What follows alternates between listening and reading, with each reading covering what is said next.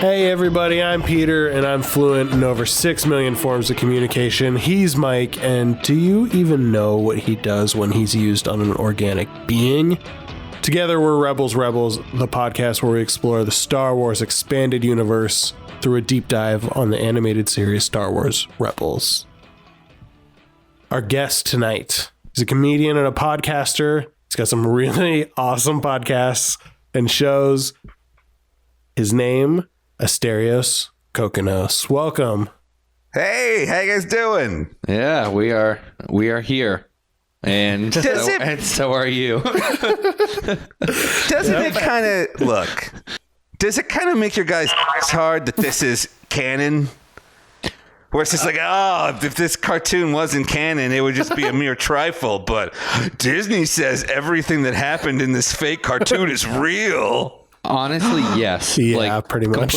Completely candidly, anything that comes out and is canon, I'm like, well, I have to know what happens, even if it's, I'm reading all these stupid books, and a lot of them are really bad, but simply because they're canon, I do it. I need to know about the worst book. Oh, man. There's different kinds of bad. Is... I hate saying it, but there's a new Luke Skywalker book that just came out. Ooh. And it's really hurting me. There's this, okay, so we're talking about droids in this episode. There's a story in this book. It's like short stories about Luke Skywalker. R2-D2 gets kidnapped by slavers so he can work on some like hard mines in Volcano or something. Yeah. And how much of this guy's life is he going to spend getting kidnapped by slavers? Sorry, I just knocked over everything in my kitchen. So upset. Because I'm so mad about this. That's the inciting incident of Star Wars, is that these robots get captured by slavers. Seriously. You can't have that happen twice. Here's his brilliant plan. So Luke Skywalker wants to get R2-D2 back. So he dresses up like a protocol droid and gets captured by the same slavers and goes and works in these dangerous mines pretending to be a droid and then busts them out that way. He like takes off a children's book? No, it's like a no. Well, this is all for children, but it's like aimed at like that being said, there are some really good ones. So, in my opinion, the best books are the ones that don't deal with established characters. Yeah. Because they have the most free reign over characters that they invent themselves. So there's this book, Lost Stars, and it's like a kid who joins the rebellion and a girl who's in the Empire, and it's, competing ideologies and burgeoning romance and, kind of journeying through the galaxy. But they can do whatever they want with these characters because it's not Han Solo and Luke and Leia. And so it's being able to see a story in the Star Wars universe. And there's just so many limitations when you're writing a book about, Han Solo. Wait a minute. Did that Imperial and that Rebel get it on? Oh, yeah. Oh, yeah. Actually, there's been a lot of getting it on in the new canon, and one of my favorite ones happens from a certain point of view, where you find out that the stormtrooper TK-421 actually had a romantic relationship with our own Wilhuff Tarkin. Tell me more about this. Yeah, so slowly. So this is the stormtrooper that boards the Millennium Falcon to do the scan, and then Han and the crew murder him and take his clothes. But it turns out now look, I'm so sorry. I just want everyone in the audience to know that they are explaining that for you. Yeah, because they know I know who TK-421 is. Oh, not an idiot. Absolutely. I just want to make sure everyone's on board about that. Worry not, audience. Your host would never disrespect me like that. Anyway. Oh, my gosh. Ask me who R5-D4 is. So it turns out that... talking about gonk droids. Sorry, anyway. Okay. No, it's okay. So Tarkin... So Grand Moff Tarkin and a stormtrooper had like a hot kind of... class war relationship. Exactly. Like you could not be more close. Yeah. he like secretly summons him to his chambers to like fix something in his like office, and he's like, mm-mm. And I love that the stormtrooper has to think like he pretends like he's a rough working class man, even though he's like, you know, somewhat educated. He thinks Tarkin, you know, admires him because he's like this, you know, underclass citizen. So he pretends to be like rough and manly and good with tools. And I don't know a lot. It's yeah. Does it work? Oh, it works. Okay. I'd be into that too. That sounds pretty hot. Oh, there's smoke coming out of the oven. Oh. This is no way to make a pizza. Wow, the smoke just keeps coming. It's not going to stop just because I'm riffing about it, apparently. No. It could be a bad motivator. That's not cool. Wait a minute. So that brings us to season 1, episode 2, Droids in Distress.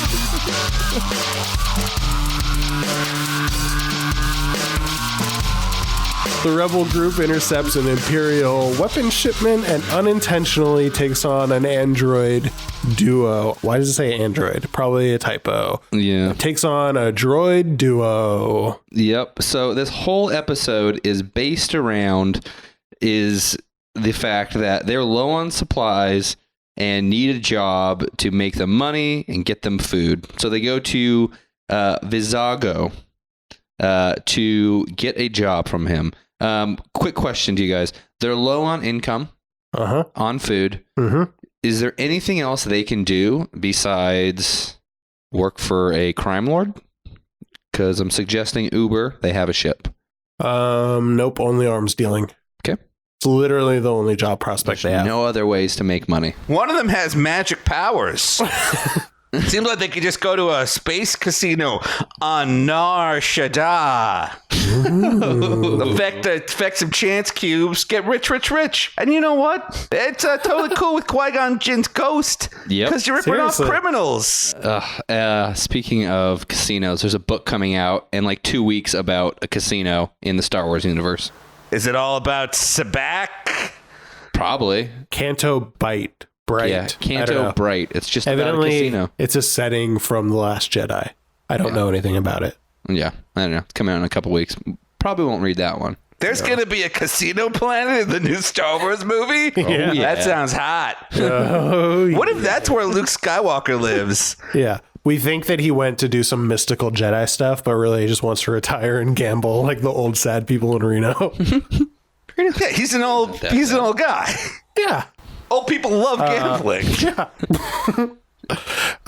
So they decide to do this weapons deal where they have to steal some weapons and give them to Vizago. To do that, they enact a brilliant plan where they go to the Lothal spaceport and they see Imperial Minister Maketh Tua and an Aqualesh arms trader named Amda Wabo.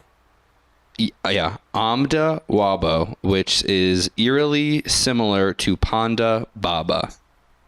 Both Aqualish, right? Yeah. Okay. I get Aqualesh and Hammerhead's confused a lot, though. So I might be wrong. Now I've always wondered about this. To us, Ponda Baba, totally great. In fact, it's an awesome name. Amada Wabo, terrible, just the worst. They're both nonsense, guys. Both very, I don't know. What's the word for when there's a lot of vowel sounds? Isn't there a word? There's a word for that. Oh, yeah. No idea what Yeah, it you're is. Vowelorific. What was that? Vowelorific. It means it's a great day to be a vowel. Vowelorific. Nice. I'll believe it. That's a real word. Before we talk about the plan, I want to talk about the shuttle a little bit. So I thought it was familiar. Have both of you been to Disneyland or Disney World? Disneyland. Oh, yeah. Yeah, and have you been on Star Tours? I sure have. Oh, you haven't been on the new Star Tours, Mike? No. Ooh, you should check it out. It's really cool.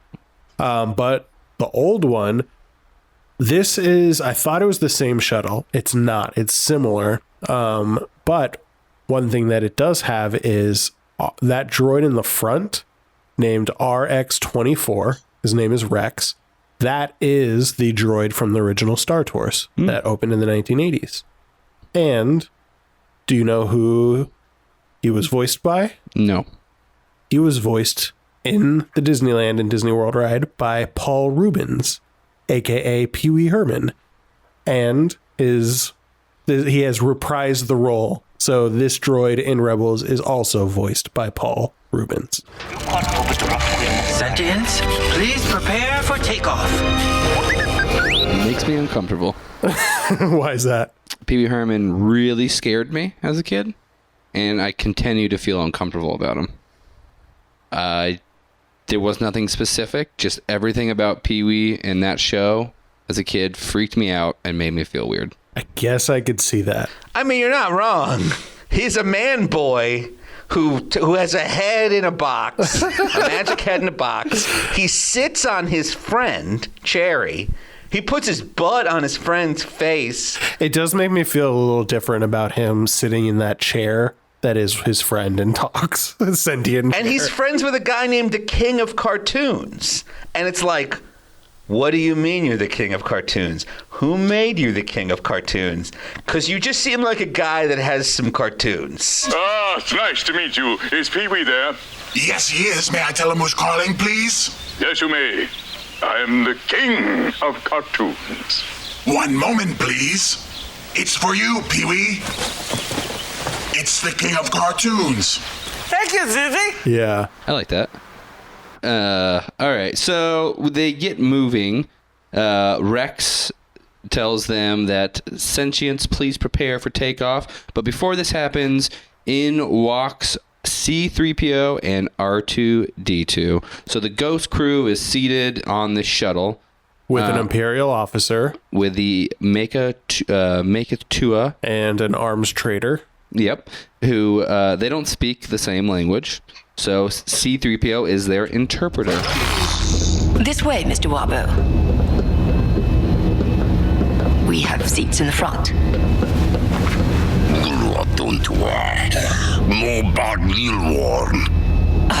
Where is that translator? Coming, Minister.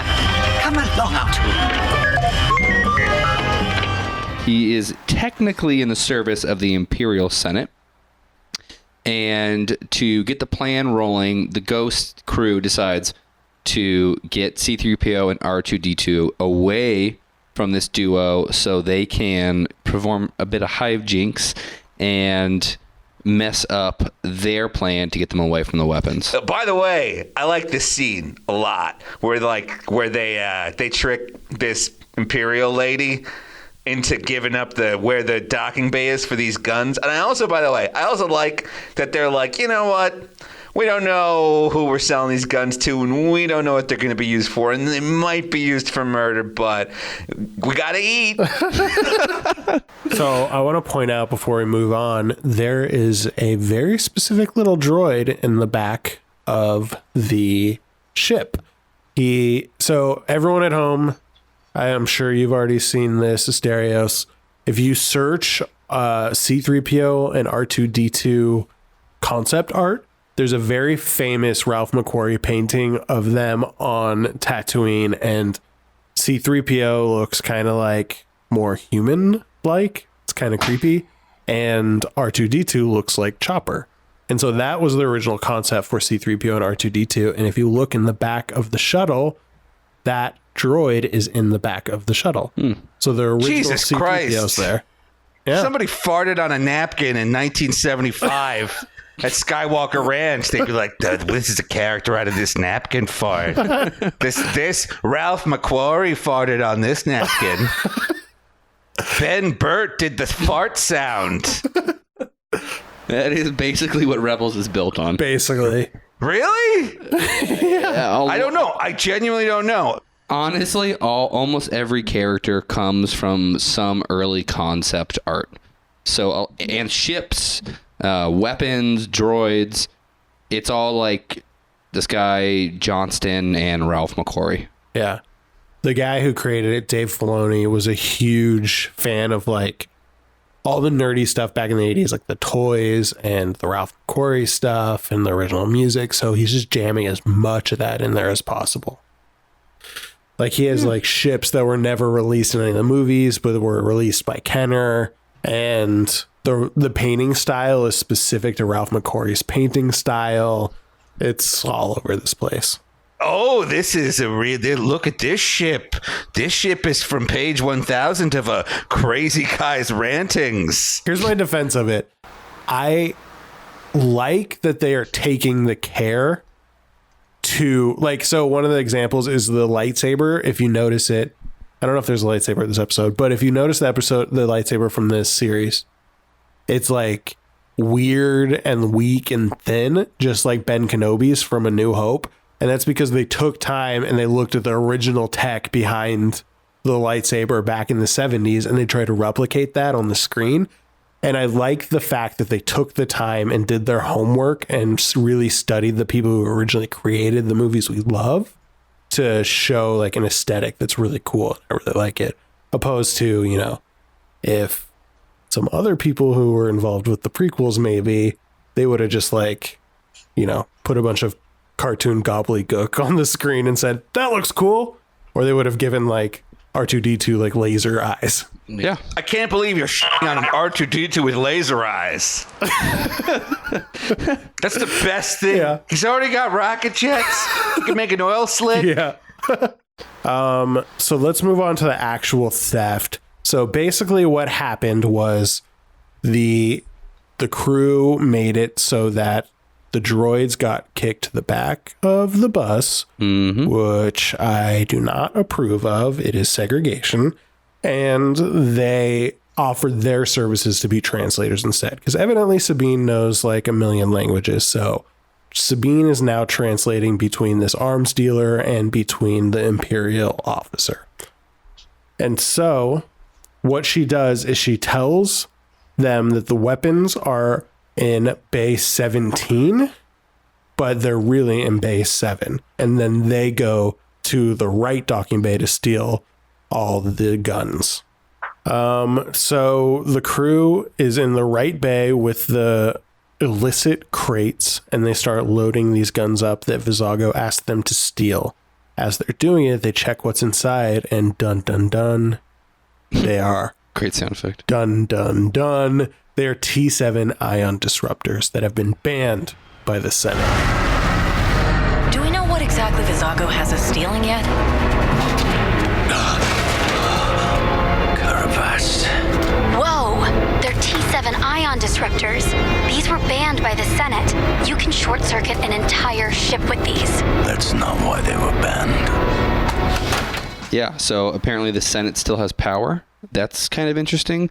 It's because, as we know, that will soon be disbanded once the 1977 movie comes out. But at this point in time, they seem to have some power. Yeah, it's interesting that like this Imperial officer has to deal with arms dealers and sneak around in the darkness to try to get these weapons, because Palpatine has some limits at this point, or at least he pretends to, so he doesn't get in too much trouble. But that ends during A New Hope when the Senate is disbanded. Yeah. I'm telling you, Palpatine's going to push for that disruptor ban, because those disruptors can really fuck up the Empire.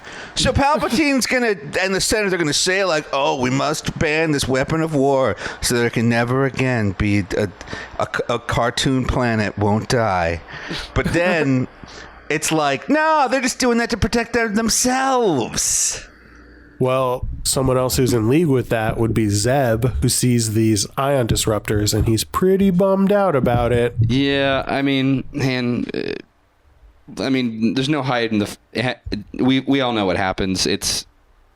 They were used to basically commit genocide on the planet Lasan. Yep. So this episode has a couple dark turns. This being maybe the darkest turn so far.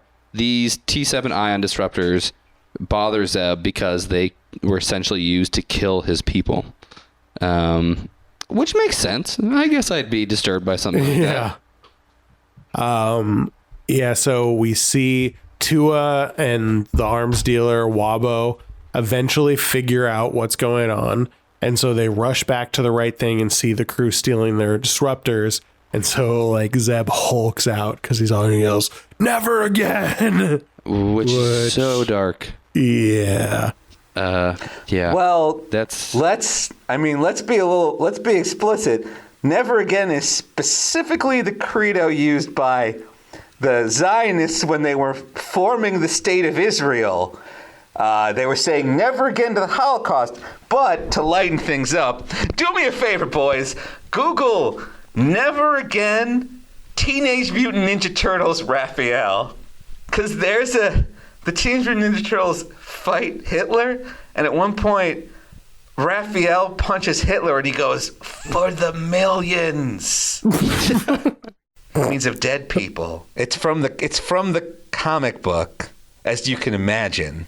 That wasn't a kid's cartoon. I mean, what are they? Star Wars rebels? They're going to talk about the Holocaust? Yeah. So we're dealing with a couple heavy things over here. I know. Counterpoint. Those ion cannons do a pretty good job of fucking up the Star Destroyers in orbit around Hoth, allowing the rebels to escape the clutches of Admiral Ozzel. So while you look at these ion disruptors as a tool of a Holocaust, the rebels are using them later. That's right, the rebels are the bad guys. Ooh. See what I'm saying? You sound like an Imperial apologist. Yeah, I'm just trying out the other sides of this. See how it feels. How does it feel so far? It feels pretty good. I feel like I could spin a lot of what Darth Vader did. It's like, sorry he killed Shock T or whatever. Sorry, like he slaughtered the youngin. It's like, I don't know what you expect out of this kid. Took him away from his mommy at age 8. He's saying whizzer, and you're like, yeah, he'll do fine. He should become a space knight. Yippee! So they end up getting back on the ship, and they have the crate, they have the weapons, and Zeb is pretty upset still. He implores the crew, he implores Kanan to not sell them because he knows what they can do. But Kanan says, well, at least they're out of the hands of the Empire. Kanan, a word.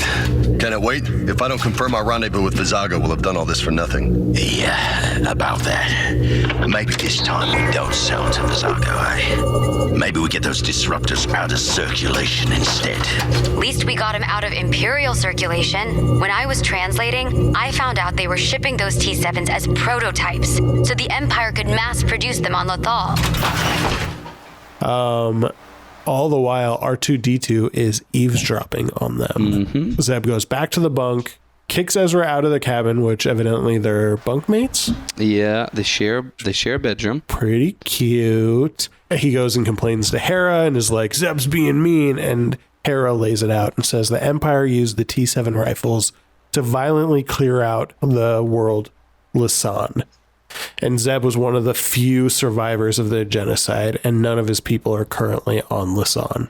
Yeah, and okay, so Hera says, do you know what these ion disruptors do to biological organic matter?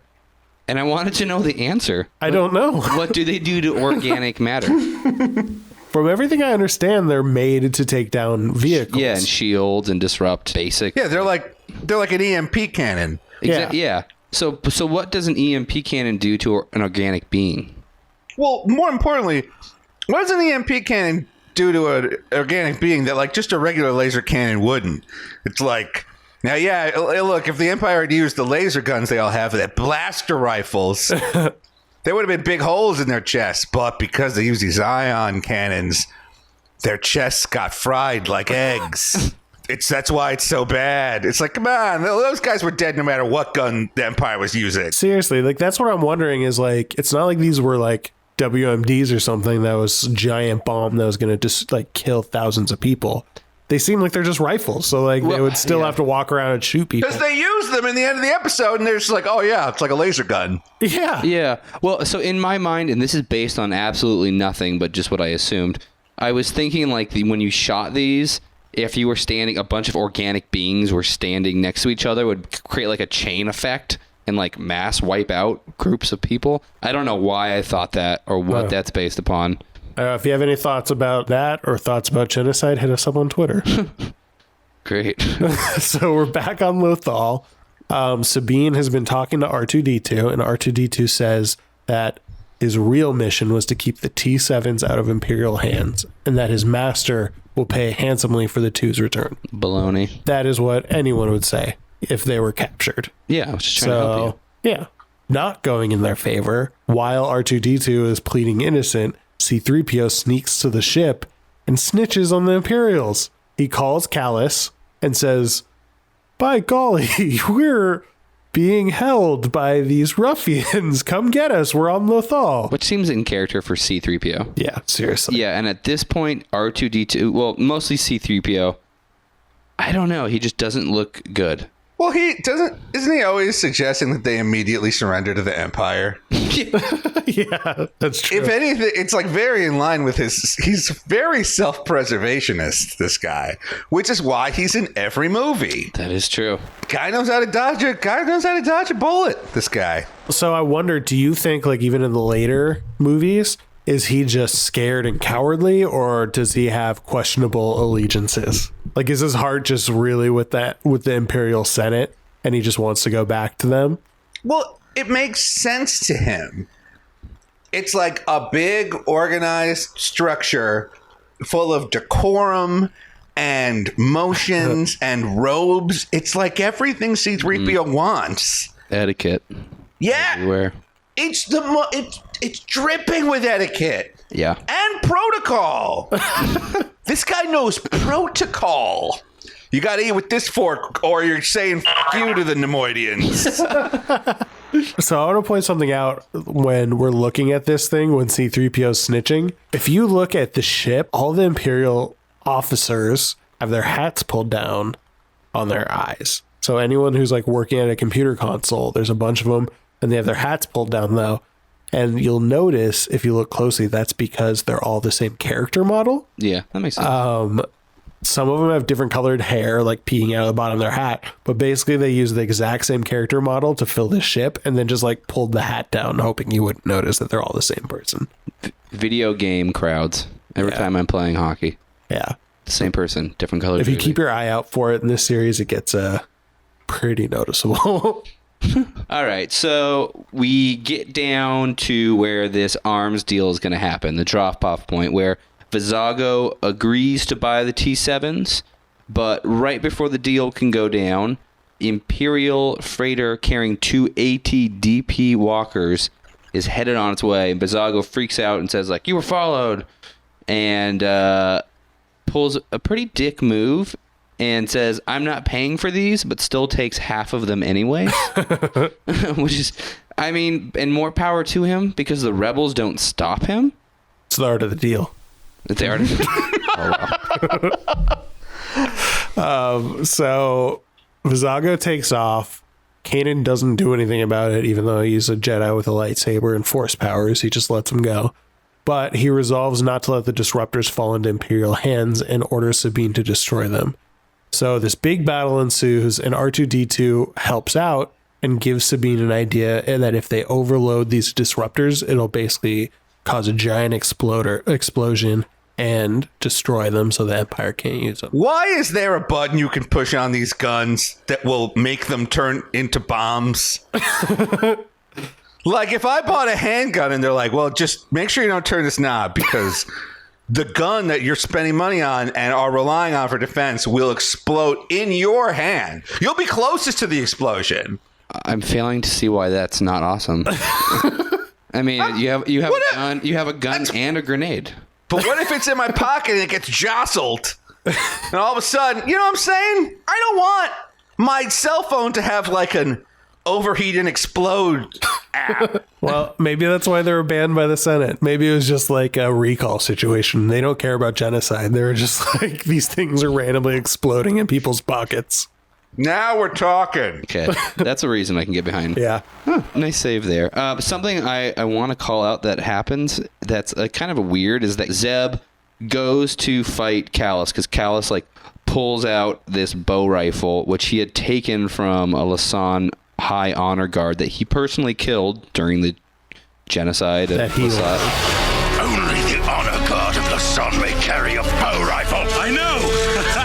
I removed it from a guardsman myself! I was there when Lasan fell. I know why you fear those disruptors. I gave the order to use them. and he challenges Zeb. And then when Zeb runs in to fight him, Kanan says, "That fool Assad's going to get himself killed." And I felt kind of weird about him. Like, call him out by race. Yeah, like, that'd be like me talking to him and being like, "Oh, that Persian is hilarious." It's like, I'm just a person, Kanan. I don't know. I feel a little uncomfortable about that. Yeah, I wouldn't like that. Someone was like, "That damn Greek ate all the pizza." Be like, you can just say Asterios did. You don't need to. I think we'll get the subtext if you just say Asterios.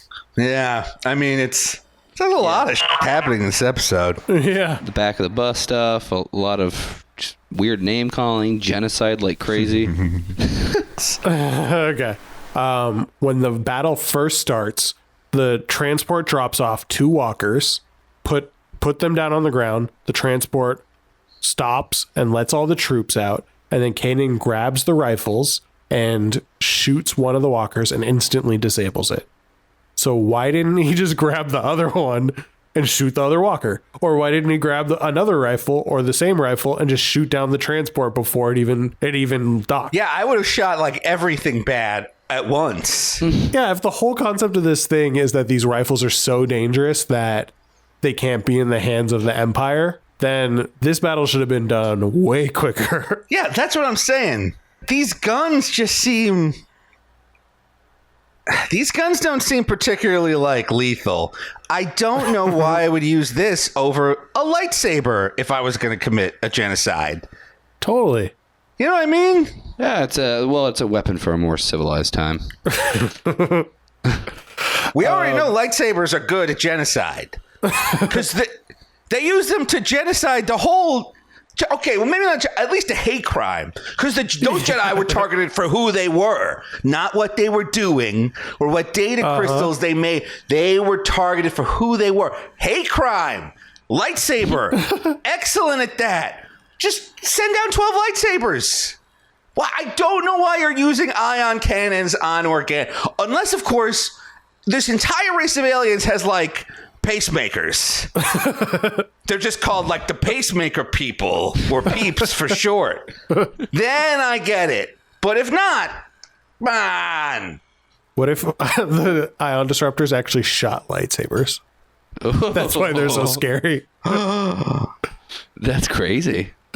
I love it. So does the lightsaber stay lit after it's pierced someone? Yeah, it's like when you see Darth Vader like throw it kind of like a boomerang. Yeah. That's how it shoots out. It just goes and mows down anyone in its path.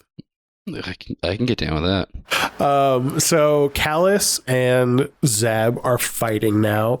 All the while, Callus is taunting Zeb about how he killed all of his people. Oh, so messed He's up. super proud of it. Which is like, all right, take it down a notch, that guy. we get it. We get it. You orchestrated the genocide. You're in the Empire. Like, that's like baby homework. Yeah. And how he personally killed an honor guard and took his weapon. And there's an explosion and Zeb gets off balance. And then Callus zaps him with the bow rifle and gets him down on the ground. And... he is about to take the lethal blow when Ezra freaks out and just reaches out and force pushes Callus against a wall and knocks him out. Yeah. So one of his real first uses of the Force. Yep. I want to say that's a pretty good use of the Force because that is how you would use your magic powers. Like you would just kind of like freak out and they would happen and... like, yeah, and by doing that he like shows Kanan that he's will make a potentially good pupil or Padawan. Yeah, totally. That's a cool reveal. I mean, of all the things that are terrible about this episode, I like that part. Yeah. So we're kind of coming to our final moments here. Zeb, Kanan, Ezra, they all get back on the Ghost and they take off to deliver the droids back to their rightful owner with this great reveal that it's Senator Bail Organa. But he doesn't identify himself to the Ghost crew. And I love the ship they dock on. It's the CR-90 Corvette.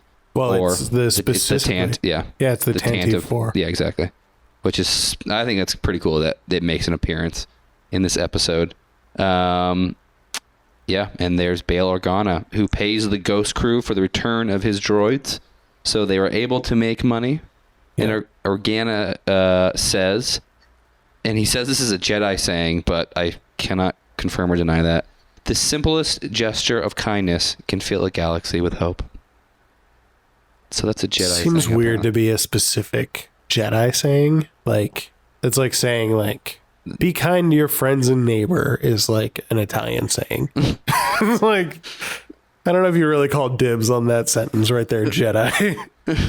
Also, if Senator Ted Cruz was like, thank you for returning these robots that admitted to you that they were working with terrorists to thwart the federal government's confiscation of genocidal weapons. Hi, I'm Ted Cruz. What are you doing, Jimmy Smith? C-3PO's not worth it.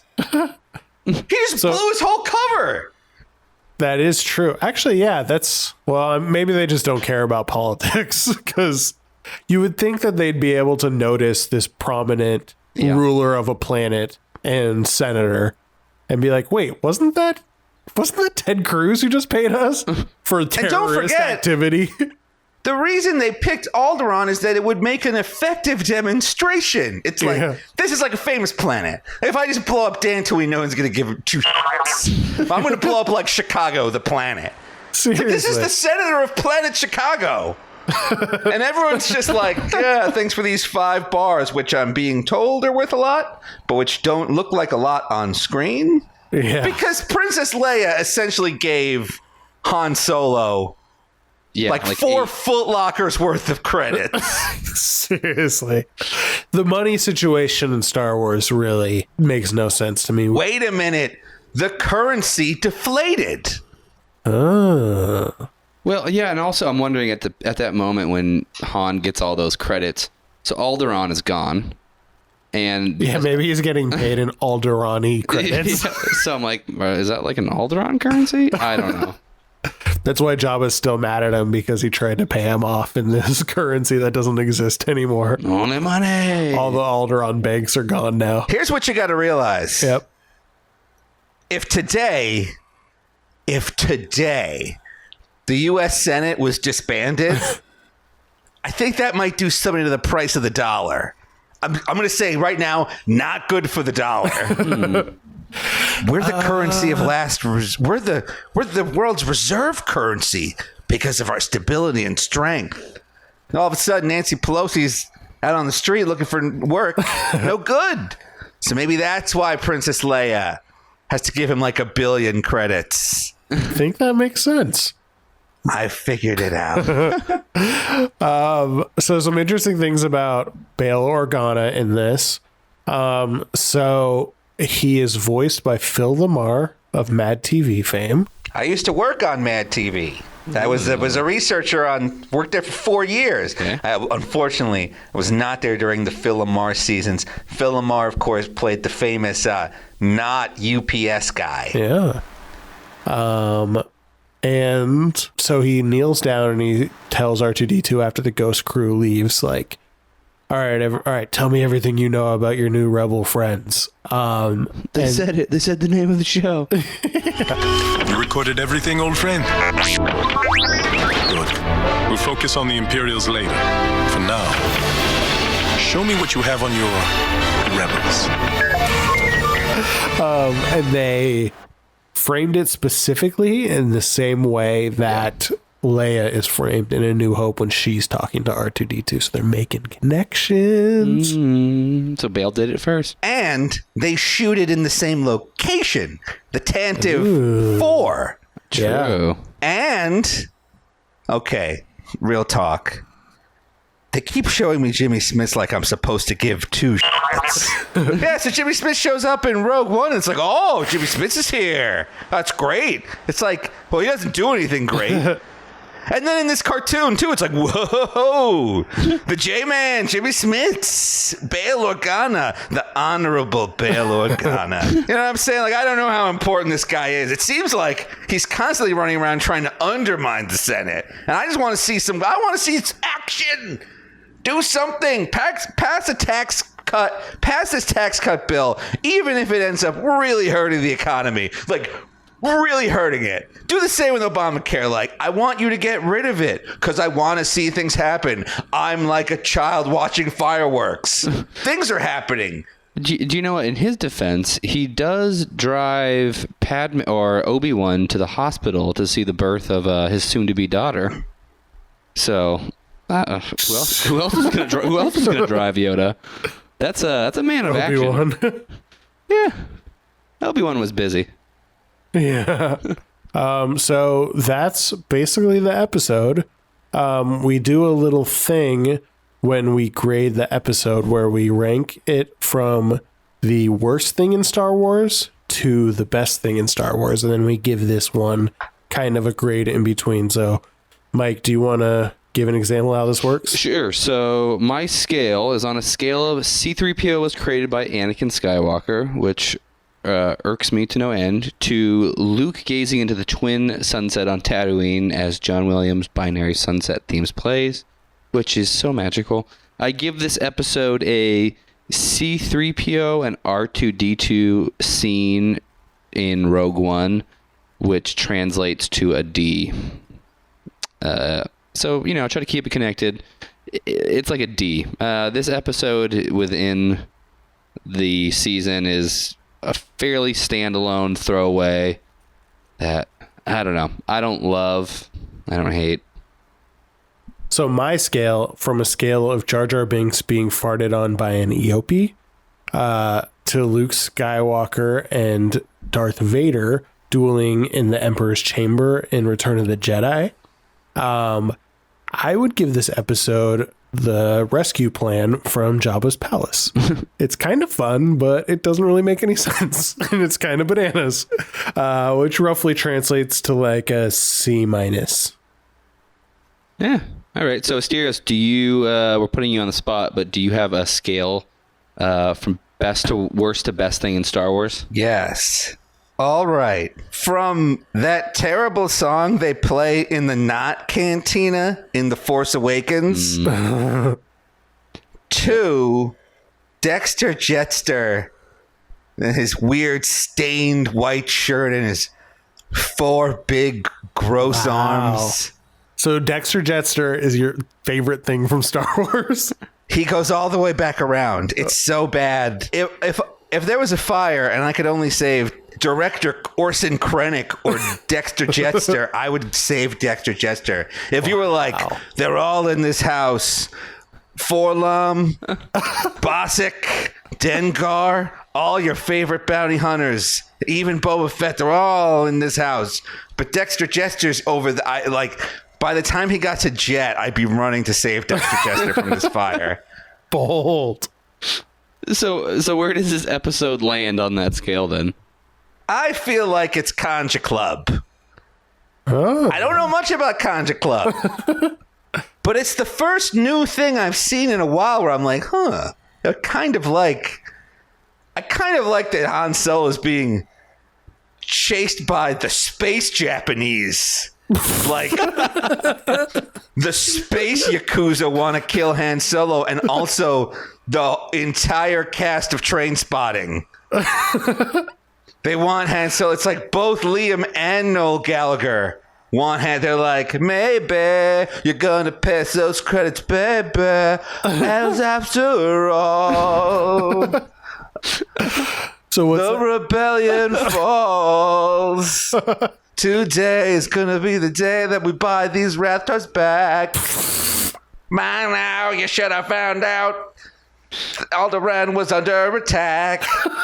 I don't believe in any ancient religion. Wait, I do. I'm being a joke. I think we have a new intro song. At least a new ringtone. So what's the letter grade on that? Like a B+. Yeah, okay, look. I like this cartoon.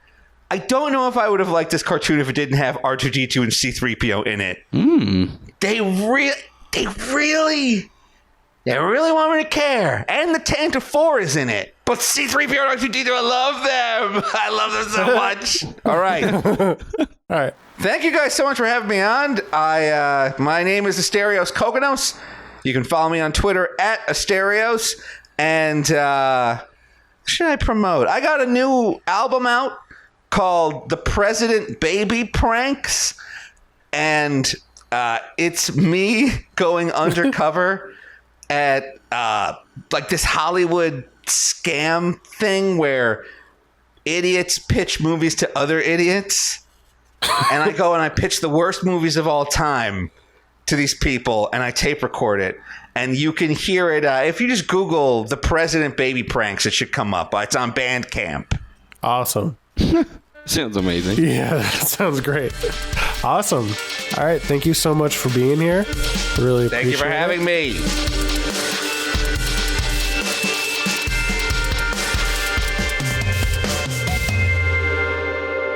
All right. Well, it's that time of the episode again where Peter and I branch out on our own and do a little deep dive into the EU. Yeah. So this episode's character portrait features none other than Garazeb Aurelios.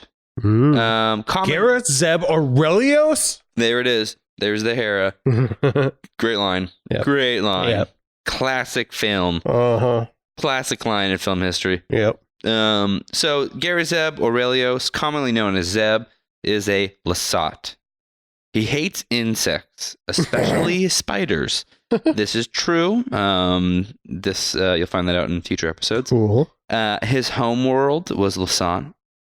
The Lasans originated on Lyra San, which is it's a planet in the unmapped wild space beyond the Outer Rim. That's where the First Order hid for a while and gathered their forces. Yeah, so the Outer Rim, this completely, if the Outer Rim is difficult for the Empire to, watch over or control, wild space is completely impossible. They can't. So each Lasat has a unique fur pattern that may rapidly change with age. So we've confirmed that is fur on Zeb's body, and I like your analogy that it's kind of like not suede. like a velvet, like velvet. Yeah, it's like crushed think velvet. Of a crushed velvet jacket that Prince would wear. That's what he feels like and looks like. What's the difference between crushed velvet and just velvet? What's crushed velvet? Right? Like I don't know. Sorry, I shouldn't forget. Let's save that for our tailoring podcast. Yeah, okay. I don't know. It's just weird. So some humans consider Lasat's smell to be offensively horrible. Like they cannot stand it. I don't know who that is, but like some people you, like moi. The Lasats, they believe in Ashla, a personification of the Force and the spirit of the galaxy. What's funny is I actually am in the middle of reading Ahsoka, that junior novel that deals with what Ahsoka's up to after the Clone Wars, and her name when she's in hiding is Ashla, and I wonder if it's like she's just like, I don't want to call myself Ahsoka, so I'll just say Ashla instead. And I go by Ashley now. Cool. Ashley Tano. So anyways, prior to joining the Ghost team, Zeb was captain of the Lasan Honor Guard, as we hear him say, where he was trained with a bow rifle. He held the rank of captain and was charged with protecting the royal Lasan family and his people at large. All of that came to an end when the Galactic Empire devastated his home world, as we saw this episode with those T7 ion disruptor rifles. They utterly wiped out and nearly destroyed all of the people, save a few, including his grandma. So grandma's cool. By the age of 39, he joins the Spectres, cell, so he's about 39 in this one. So I'm guessing. So he's the oldest member of the crew. Yeah, but he doesn't act like it. Obviously, as we've seen in this episode, he's haunted by the genocide of his people. And that is a little bit, it's an insight into a psychological look into why he has this rough exterior, but really is a sweetheart on the inside. He cares strongly for people, others negatively affected by the Empire. Despite his essentially good heart, he is quick to go straight up Hulk on people, as we've seen. Yeah. It's pretty rad. And I don't want him ever to lose that side of himself. Just be a blackout drunk. I love it. Due to his experiences during the siege of Lasan, Zeb believed that he had failed to protect his people and the Lasan royal family, and this guilt and shame led him to hide the fact that he was once a captain of the Lasan High Honor Guard from even his fellow rebels. But that kind of slowly comes out, when he feels safe and nurtured and accepted by this group. You know what I mean? Well, I mean, I'm sure not a lot of people are well versed in Lasan history, but wouldn't the bow rifle give him away? Because it says in this episode only like honor guard are allowed to carry that. Yeah.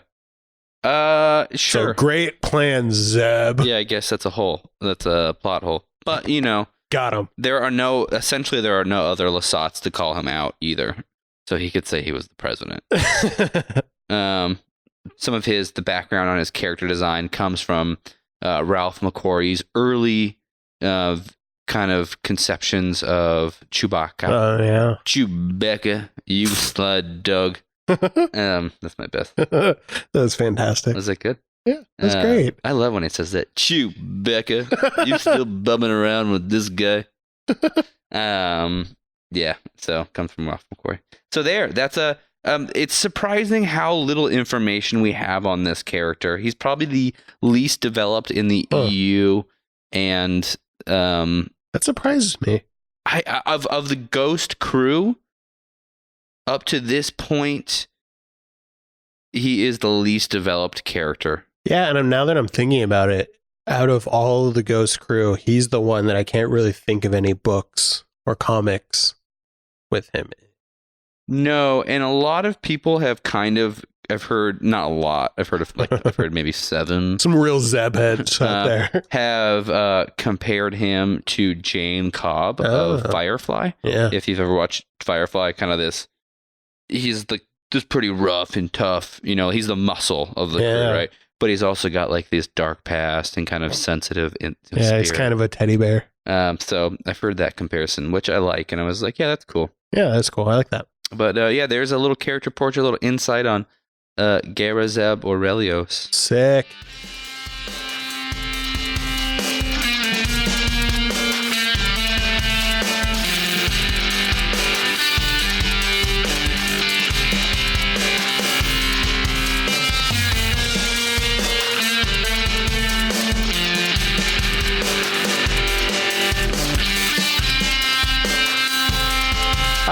Mike, you ready to grab onto that ladder, take one step at a time up each rung, and jump off the diving board into this week's deep dive?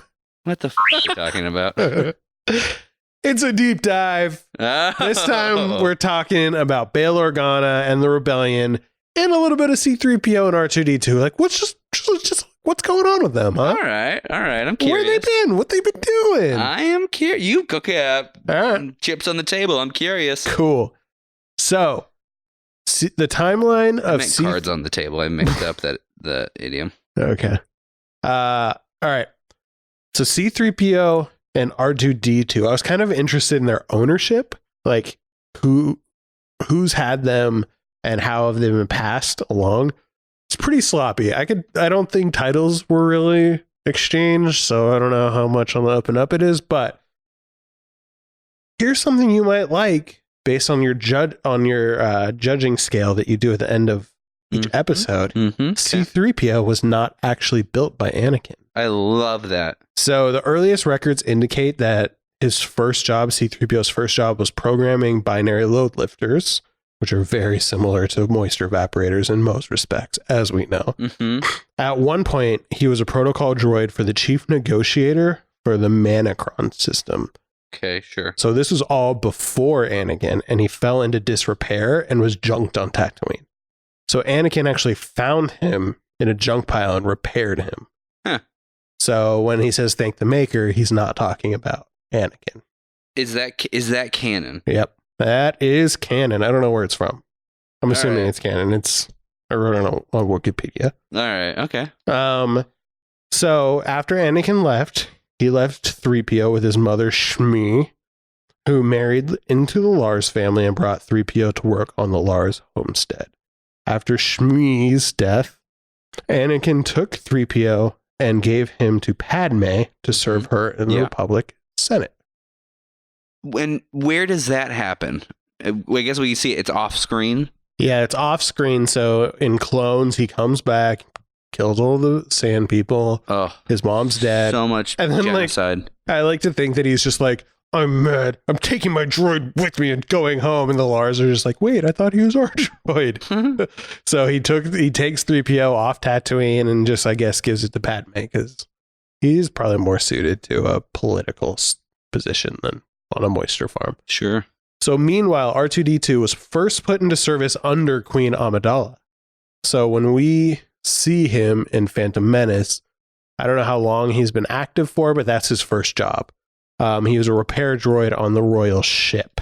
So although still under ownership of Padme, technically speaking, he became Anakin Skywalker's astromech droid. So that's one of the parts that I'm like, I don't know how that went down. Like, did they just do like a droid trade? Just like, hey, I like your gold droid. Hey, I like your blue droid. You want to trade? I think they're like pogs. Yeah, I guess. So after Padme's death and Anakin's turn to the dark side, Bail Organa took control of both droids and wiped 3PO's memory due to his talkative nature. I thought okay. Again, that's another like weird transaction. Like, oh, I guess no one's using them, so he just takes them. Okay, cool. I guess you'll explain it, but I already have a question. Keep going before I interrupt. So I think I know what your question is. So let's talk about Bail Organa first. Okay. So he's the viceroy of Alderaan. So that was something I learned. Alderaan doesn't have a king. Leia's a princess. Leia's mom was a queen, but he was the viceroy. And he was an influential senator. Viceroy. I don't know. I can't do that impression. At the time of A New Hope, the Senate still had some power, and Bail Organa was much loved and respected for his unending fight for justice. He was also disillusioned with the corruption of the Senate, and so Bail Organa worked behind the scenes to establish the Rebel Alliance with his adopted daughter, Leia. So that's I thought that was kind of interesting. They both had diplomatic immunity as part of the Senate, and that's how they used their power to aid rebels throughout the galaxy. So at the time of A New Hope, actually, until Tarkin says that the Senate's been disbanded in New Hope, the Senate has a little bit of power. That's why they have to be kind of careful when they're taking over the Tantive 4 in the beginning, and that's why Leia tries to pull this is a diplomatic mission, because she technically has diplomatic immunity. So. Okay. Can I interject for a second? I thought that C-3PO and R2-D2 were in the charge of Captain Ramus Antilles. So that... Okay. I'm going to get to it, Mike. Okay, because I thought they went straight to him. Nope. So technically speaking, they're still owned by Bail Organa. Yeah. But Antilles is the captain of the Tantive 4, and those droids serve on the Tantive 4. So Raymond Antilles is the captain of R2-D2 and C-3PO, but Bail Organa is the owner. Okay.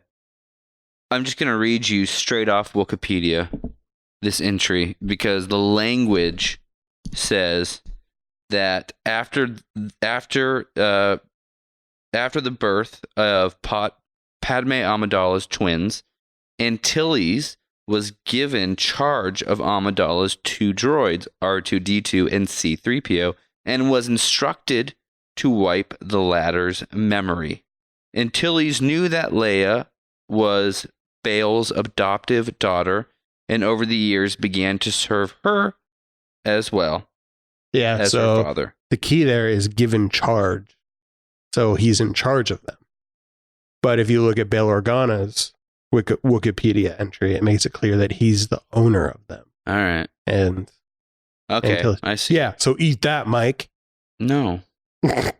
So how do you like them Jogans, Peter? So during the age of the Empire, R2-D2 and C-3PO, they were still owned by Bail Organa, but they served on the Tantive 4, and he needed to get the Death Star plans out of Scarif and into the hands of the rebellion, so they just took the ship, the Tantive 4, and just like hauled ass. While they did that, Bail Organa returned back to Alderaan, where unfortunately we know his fate was not good. He got blowed up. Around this time, Emperor Palpatine disbanded the Senate, taking total control of the Empire. Yeah. After the fall of the Empire, though, C-3PO continued to serve Leia Organa in the New Republic Senate, and R2-D2 served her brother Luke. In the book Bloodlines, this is a spoiler, but it's totally interesting to the character, so if you don't want to know this, fast forward. A recording of Bail's voice discussing Leia's true parentage, this is a great part of this book, was discovered and played in front of the Senate, destroying her political career. So basically she was running for office, for higher office, and a smear ad was like, she's Vader's daughter! And everyone in the universe knows now. Yeah. So that's why Leia retreated back into the military life to lead the resistance against the First Order. Yeah. So little known fun fact. You ready for this one? Sure. Around this time, C-3PO had a red arm, which made it very hard to recognize him. Yeah. But yeah, that's all I got. Well, thank you, Peter, for that excellent deep dive. Yep. Off your strangely metaphoric... Diving off the high dive, people. Yeah, that thing. We're diving off the high dive. Never done it, but whatever. Okay, so until our next episode, please follow us on Instagram, Twitter, Facebook. You can search for us there on, just type in Rebels Pod, and you'll find us.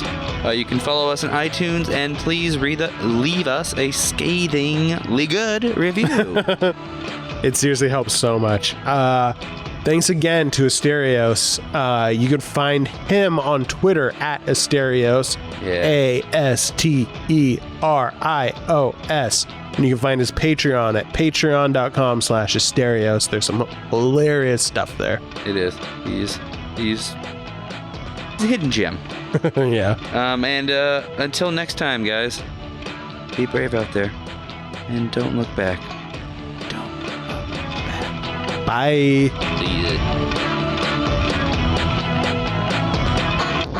Hey everybody. I just wanted to give you guys a little bit of info. I just wanted to give you guys a little bit of info. This is a little behind the scenes info. We had Asterios, a little behind the scenes info. We had Asterios Kokkinos on this season, and we had a couple technical issues this season, and we had a couple technical issues where he was talking about some really interesting stuff, but we didn't record. Talking about some really interesting stuff, but we didn't record our side of the conversation. Probably the most interesting thing he was talking about in relation to probably the most interesting thing he was talking about in relation to was a little bit of a monologue. So we can episode I pieced it together and put it in here because I pieced it together and put it in here because we thought it'd be really fun to share with you guys still. Brought up some really after that.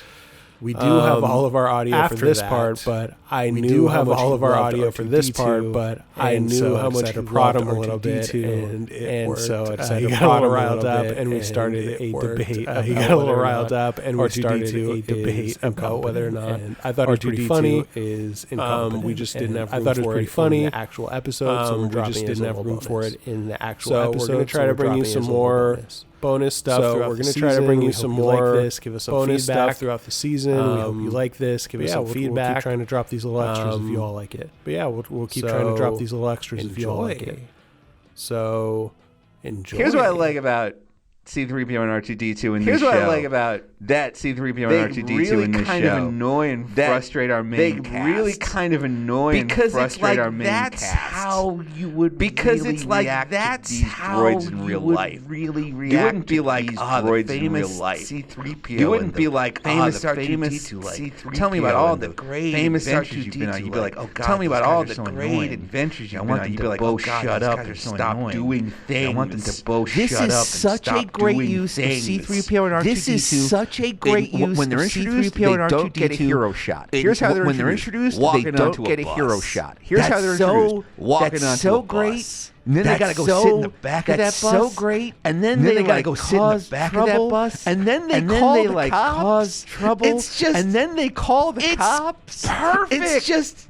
This is exactly how you should represent these characters. This is exactly how you should represent these characters. Think about it like wrestling. You got to think about it like this. Think about it like wrestling. They put them in episode 2. Because they episode 8. Okay, put them in episode 2. You need the pilot to establish all these characters. You can't fit them into the pilot. You need the pilot to establish all these characters. Now we're bringing them in for some heat. But now we're bringing them in for some heat. But the baby faces over. Gotta put. The baby characters have to be cooler and better. Main characters have to be cooler these two characters and better. you have loved for 30 years. Then these they two characters use you have them loved for 30 years. Expertly for and that. They use Punk's them R2-D2. What are you saying? For that. Hey, Chopper Punk's R2-D2. Chopper's a cooler what character than even R2-D2. So imagine how cool Chopper is. Than R2-D2. So imagine how cool Chopper is. Good way to set up your TV show, guys. That's a good way to set up. So does the nostalgia work on you in the new EU stuff? So does the nostalgia work on you in the new EU stuff? Like, were you into it when you saw R2-D2 and C-3PO and a long time Rogue ago? Someone made up a dumb rule where time ago, someone made up a dumb rule where they were like, "Damn, I knew I should have been galaxy far away."